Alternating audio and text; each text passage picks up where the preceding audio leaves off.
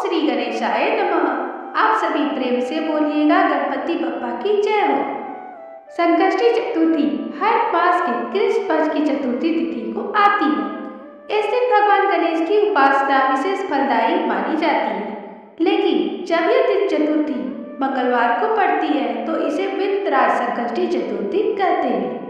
इस दिन व्रत और कथा का श्रवण करने से जीवन के भौतिक व आध्यात्मिक संकट दूर हो जाते हैं, सुख समृद्धि और मोक्ष का मार्ग प्रशस्त हो जाता है।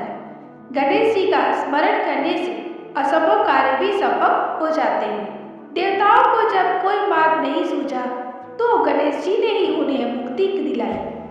धर्मराज युधिष्ठिर ने भगवान से पूछा, हे कृष्ण जी, मैंने सुना है कि अश्विनी मास की कृष्ण पक्ष की चतुर्थी को संकटा चतुर्थी कहते हैं।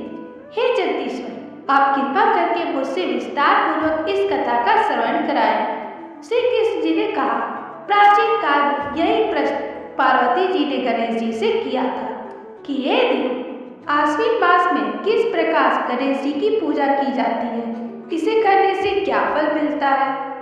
यह सुनकर गणेश जी ने कहा, हे माता, सिद्धि की कामना रखने वाले व्यक्ति को चाहिए कि आश्विन मास में कृष्ण पक्ष की चतुर्थी की पूजा पूर्वोत्तर विधि से करें। श्री कृष्ण पानानुसार कथा।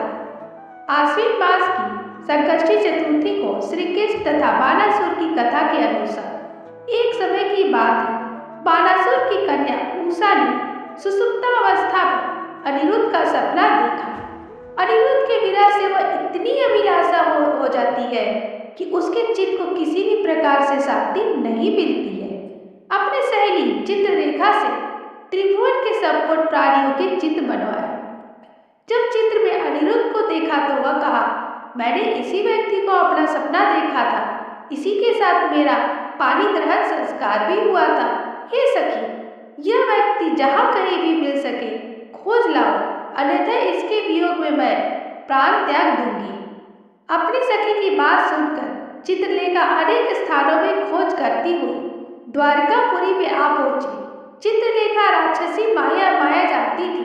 उसने वहां अनिरुद्ध को पहचान कर उसके अपहरण कर लिया और रात्रि में पलक सहित अनिरुद्ध को उठाकर वह गोधूली वेला में बानासुर की नगरी में प्रवेश हुई। इधर प्रद्युम्न को पुत्र शोक के कारण असाध्य रोग से ग्रसित होना पड़ा।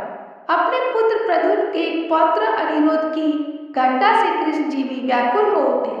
रुक्मिणी भी पौत्र के दुख से दुखी होकर बिलखने लगी और खिन्न मन से कृष्ण जी से कहने लगी, हे नाथ, हमारे प्रिय पौत्र का किसने हरण कर लिया, अथवा वह अपनी इच्छा से ही कहीं कहाँ गए।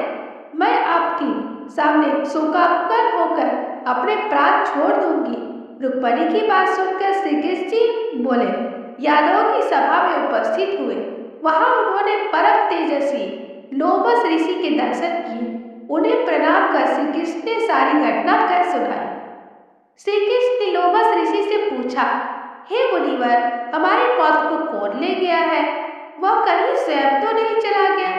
हमारे बुद्धिमान पौत्र का किसने अपहरण कर लिया है? यह बात मैं नहीं जानता। उसकी माता पुत्र वियोग के कारण बहुत दुखी है।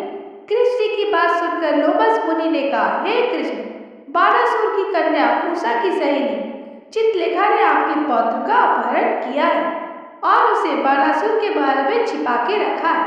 यह बात नारद जी ने बताई। आप अश्विनी मास की कृष्ण पक्ष की चतुर्थी संकटा का अनुष्ठान कीजिए। इस व्रत के करने से आपका पौत्र अवश्य ही आ जाएगा। ऐसा सुनकर मुनिवर वन में चले गए। श्री कृष्ण जी ने लोमस ऋषि के कथन अनुसार विधि विधान के साथ व्रत किया और इस व्रत के प्रभाव से कृष्ण जी बानासुर को पराजित कर दिया और इस महा भीषण युद्ध में शिव जी ने भी बानासुर की बड़ी रक्षा की, फिर भी वह परास्त हो गया। भगवान कृष्ण ने कुपित होकर बानासुर की सहस्त्र भुजाओं को काट डाला। ऐसी सफलता का कारण चतुर्थी संकटा व्रत का प्रभाव ही था। श्री गणेश को प्रसन्न करने तथा संपूर्ण विघ्न को हरने के लिए इस व्रत के समान कोई दूसरा व्रत नहीं है। श्री कृष्ण ने कहा, हे राजा, संपूर्ण विपत्तियों के विनाश के लिए मनुष्य को इस व्रत को अवश्य ही करना चाहिए। इस व्रत के प्रभाव से शत्रुओं पर विजय प्राप्त करने की शक्ति आ जाती है और राज्याधिकार अधिकारी होंगे। इस व्रत की महिमा का वर्णन बड़े बड़े विद्वान भी नहीं कर सकते। कुंती पुत्र, मैंने इसका अनुभव स्वयं किया है, यह मैं आपसे सत्य कह रहा हूँ। बोलिए गणपति बप्पा की जय हो। अगर वीडियो अच्छी लगी हो तो जय श्री गणेशाय लिखना कमेंट में ना भूलें। लाइक करें, शेयर करें, सब्सक्राइब करें। धन्यवाद।